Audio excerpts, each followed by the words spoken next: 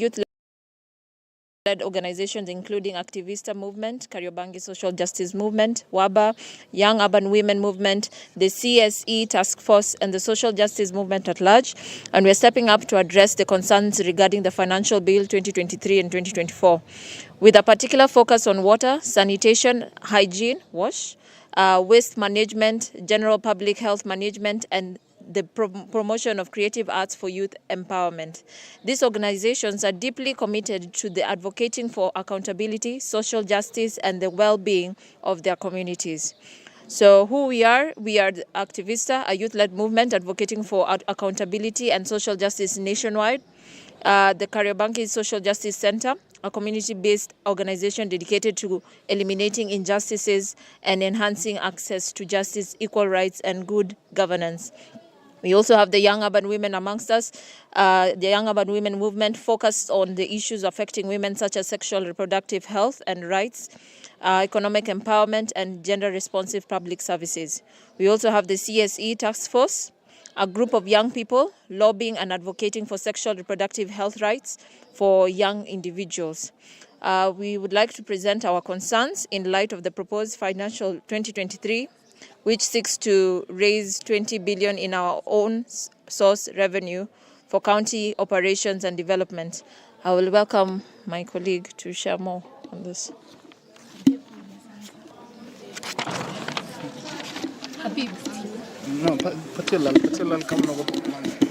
Yeah, thanks a lot. And on the issues that we are raising in this public participation, one is also the aspect of the border guys and the online taxis. The registration fee for all new borders, and the introduction of 1,000 shillings per month for borders operating outside the CBD. We feel it's punitive. The issue of baby cares, where young women have been leaving their kids. Now they are being charged 4,000 shillings. We are against that. It is very punitive. The issue of all houses that have been under the Nairobi County government, they have increased the rents. So with the Finance Act, the national one, increasing the housing levy, and then you increase the county. For us, that is double taxation. We feel it is not fair. When you look at medical services, it is very unfortunate that even HIV now will be taxed.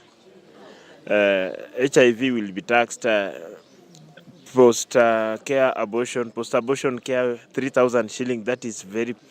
So in our submission, we think that the current county government is not sensitive to the needs of the young people, because you'll find that some of these services, like issues of HIV, issues of abortion, these are issues that affect young people directly, and they affect women more, because it's not a man who does abortion.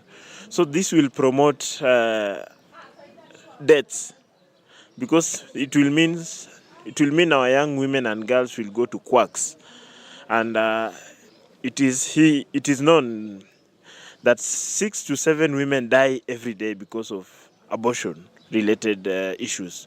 So instead of us looking for ways to prevent that, we are looking for ways to push that further. So what is the solution here? So most of the issues at the Finance Bill, the County Finance Bill 2023, are not issues that are affecting the communities or the peoples positively. So most young people are going to be affected more if this bill is passed into act the way it is. So we are urging the county government to reconsider, place aside this bill, organize a proper public participation with the concerned citizens, and then come up with a bill that will make the lives of the young people, our women, and the Nairobi people at large, their life easier, because the Finance Act has already made it very difficult. And we remind Sakaja that he's a young person and he gave promises to the young people. We are worried that he's not doing what he promised. Thanks, I'll stop at that. So maybe just to add on what other colleagues have said is that for us, one, this bill is very punitive and is going to add, make life difficult because it's like double taxation, as Olala have said. Particularly, I'll talk about the issue of waste managers, the young people who are engaging in waste management, because we are saying we are being told that annually they will be paying 3,000 from nil to 3,000. Definitely, these are unemployed people. Mtu anategemea 20 bob ile ambayo analipwa per week just to be able kuweza, because this is avenue ambao vijana wamejicreatea kuweza create job opportunity and opportunity for themselves, but now you can't government coming on board just to be able again to tax them ya kwamba watakuwa wanalipa 3,000. Definitely that we are not promoting, and for us we not agree. Another particular is on shooting video. Maybe you are an artist, an upcoming artist, you want to shoot a video, umeenda pale Huru Park, you pay 5,000. For us, that is not something that we encourage, and we want to call upon members of County Assembly, because even the due process in terms of how this bill was introduced, there was no due process that was followed, because the first bill kama imekuwa introduced, it has to executive, the people, then it goes to County Assembly, and then now they have an answer where they also County Assembly have a public participation with the people. But unfortunately, that is not the process. Even today we came here, and it was more like a rubber stamping. The activity, the public participation was to start at 9 a.m. Actually, tumeanza saa 5. Tumekuja hall, hakuna viti zijapangwa. For us, that is not an effective public participation. So we need to be able to go through the document. Because here we were to do public participation, the same document that we need to discuss, the finance bill itself was not there. So let's find a way on how first we must embrace and entrench and ensure that we have effective public participation. Let the bill go first. Watu waweze kuidiscuss common mwananchi, aweze kuizungumzia, angalia ni wapi atakuwa affected, kwa sababu tayari maisha imekuwa ngumu. Tumetoka kwa COVID, bado watu hata biashara zao haija recover. Then bill ya national government ikakuja finance bill 2023, then you come with another one. There is no way unaweza toa kitu from nil to 80,000 to 20,000. Ati saizi nikitaka kufanya wedding nalipia. Serikali ni ya mama mboga. Unaambiwa vendors kwanza permit 4,000. Trade license certificate 10,000, hiyo ni 14,000. Ujalipa health permit ambayo ile pia ni 1,500. So the cost of also doing business in Nairobi itself is very expensive. And we are talking about empowering small business traders. So how are we going to support them? So we must create a conducive environment for the residents of Nairobi kuweza kufanya biashara yao na kuweza kuthrive. We support the government, we want Nairobi to work, but it does not work that way. Kama tunataka collect revenue, wacha kwanza to seal zile gaps zenye ziko, ambao pesa zote tunajua corruption. Ndio pesa mingi zinaenda kwa mfuko ya wachache. People collect money and it end up in there. So there's a lot that need to be done in terms of creating awareness and sensitization and involving members of the public fully.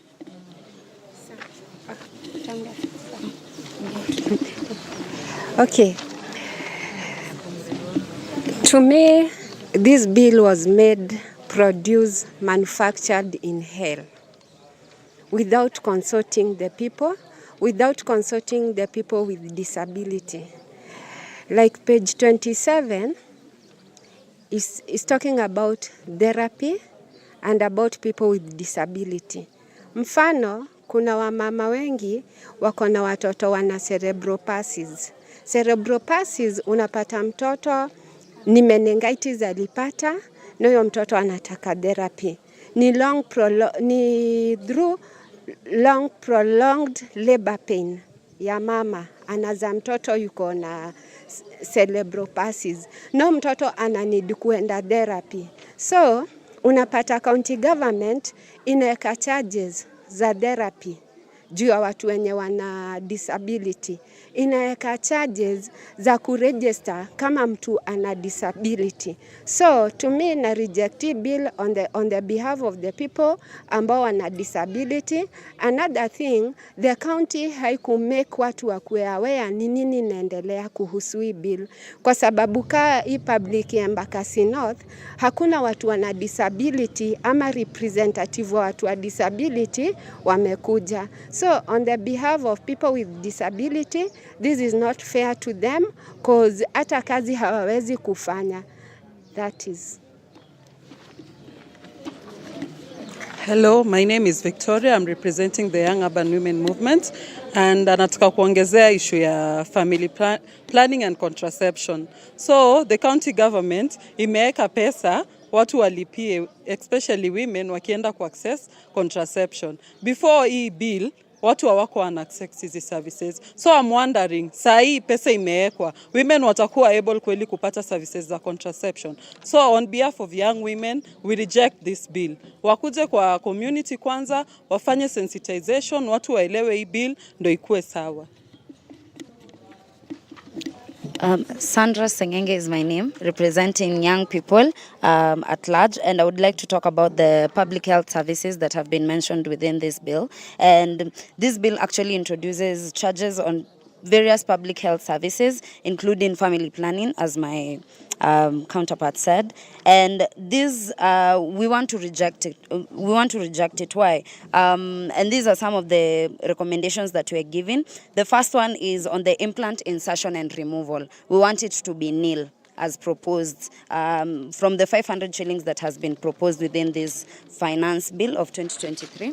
We also suggest that the IUCD insertion and removal to be nil from the 350 to 500 shillings that has been already proposed. And in terms of post-abortion care package, we also want it to be nil. And this is to just ensure that we can all women of all ages can be able to access safe and affordable post-abortion care, whether it was a miscarriage or it was an unsafe abortion. Thank you. There's also one more thing I would like to add, especially on the music video shooting and also the music concert fees. The proposed bill includes fees for music shooting in public spaces, kama Uhuru Park na Central Park. Now we are recommending that these fees reduce you at least half to 2,500 per hour for both secular and gospel music video shooting. Lowering these fees, sasa ita encourage an artist expression and provide opportunities for emerging artists to showcase their work. And now for the music concert fees, the proposed fees for the music concerts may hinder the promotion of creative arts and livelihoods, and that is something that Sakaja alikuwa anataka to promote. But now we see, to support the local music industries and emerging talents, we propose now the reconsidering fees to 10,000 shillings, Kenyan shillings, for music concerts with live performances, and 5,000 for those without live performances. So balancing of this revenue and the well-being of residents is very paramount, and we kindly request that these concerns and suggestions be considered during the bill's review and also the amendment processes. Thank you.